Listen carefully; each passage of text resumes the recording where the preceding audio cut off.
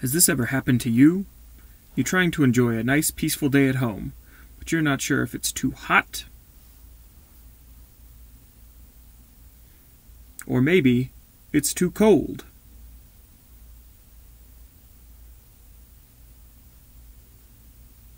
Or possibly somewhere in between? Never have to deal with that hassle again with the Arduino thermometer we will learn to make today.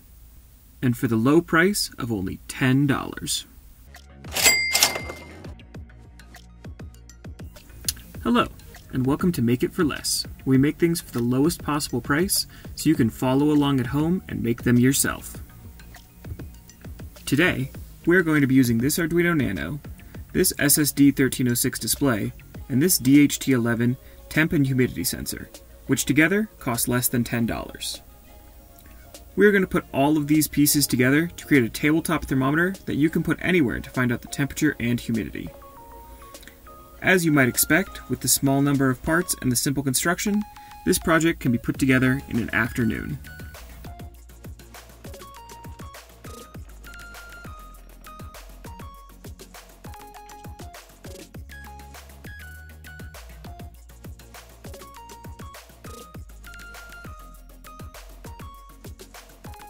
The only things you will need in addition to the parts I already talked about are a soldering iron,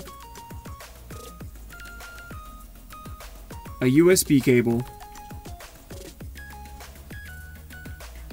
and some wires. This video is only going to talk about the construction of the thermometer itself, and a few select parts of the code that you might need to change to get up and running.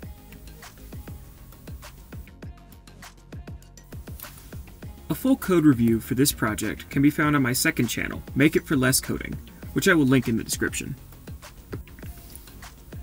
The first thing we need to get out of the way is soldering the pins onto the Arduino and SSD 1306. Most DHT11 sensors come pre-soldered on a board with pins, but if you need to solder those as well, now is the time to do it. Now that we have our soldering done, we can move on to wiring everything up. The first thing we will do is connect up the screen, as it is a little picky about what pins it can be connected to. It uses something called I2C, which I won't go fully into here. The important thing is that it uses two special pins called serial data, or SDA, and serial clock, or SCL. The Arduino does not have them labeled the same way, but pin A4 is the SDA pin, and pin A5 is the SCL pin. There are no tricks with this setup. The SDA of the display goes to the A4, and the SCL goes to A5. The last two pins we need to connect on the display are labeled VCC and GND. VCC stands for Voltage Common Collector, which is a fancy way of saying that this is where power goes into the display. This pin connects to the 5V pin on the Nano to provide the display with 5 volts of power. The GND pin stands for ground, and can be connected to any of the ground pins on the Arduino.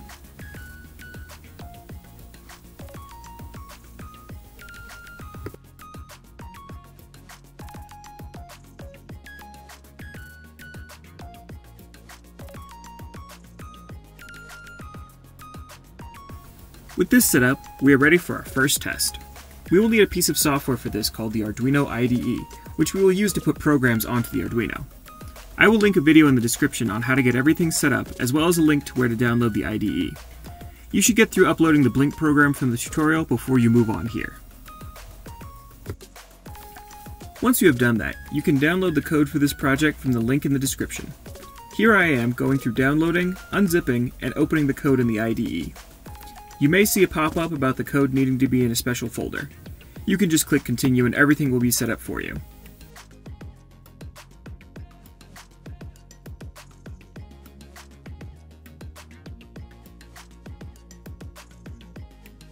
Once the code is opened, you should see something like this.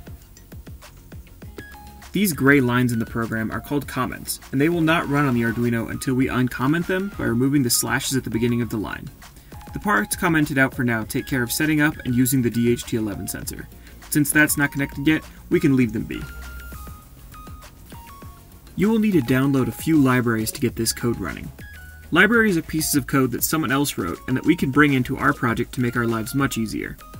I will link to another video on how to download libraries in the Arduino IDE. Search for and install the ones you see listed on the screen. Now that we have everything we need and are all wired up, you should be able to click the upload button and Make It For Less will start flashing on the screen.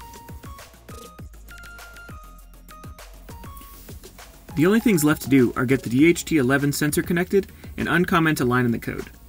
Luckily for us, the DHT11 is much less picky about what pins it connects to. The only important thing when hooking up the DHT11 is that the plus goes to 3v3 or 3.3 volts on the Nano, and the ground goes to any of the ground pins.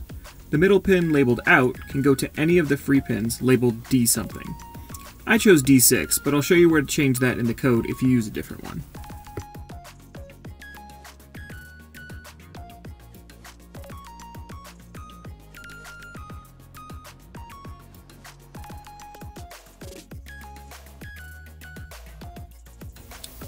With everything hooked up, we can go back to the Arduino IDE.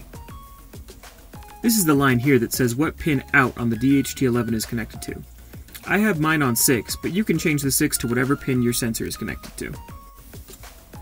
The only other change we need to make is to uncomment this line. With that, we can upload our program again. If all went well, then you should see Make It For Less briefly on the screen, and then the humidity and temperature will appear. On the display, T stands for temperature, H is for humidity, and the flashing dot in the corner indicates that the system is working. The only thing left to do is to put the device into some kind of case and decorate it. I chose to tape together some cardboard, but you can use whatever you want, or just let the pieces flop around. Now that we have programmed the Arduino, all it needs is power, so you can plug the USB into any USB charger and have your temp and humidity sensor anywhere you want.